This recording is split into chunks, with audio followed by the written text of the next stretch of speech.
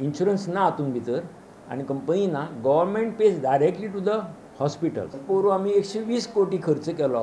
Private हॉस्पिटलांक जवळ जवळ 80 कोटी 70 कोटी दिले, 70-75 किंवा बाकीचे GMCचे आसा. आतां आमी जवळ जवळ 43 कोटी केलो ओन्ली प्रायवेट हॉस्पिटल.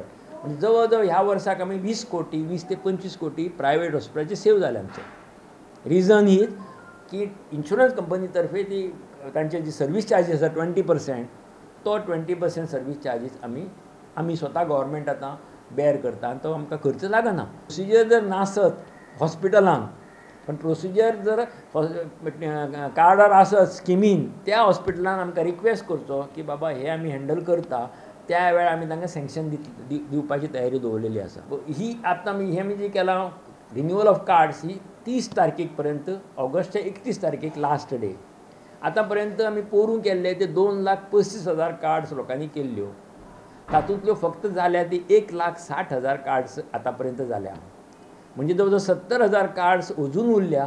तेन्ना म्हाका सगळ्या लोकांक विनंती की ज्या ज्या लोकांनी कार्ड्सां रिन्युअल करूंक ना ताणें आपल्या नजदीकच्या खंयच्याय ऑल ओवर गोवा सेंटराक वचचें, आधार कार्ड आनी ताचें रिन्युअल कार्ड घेवन.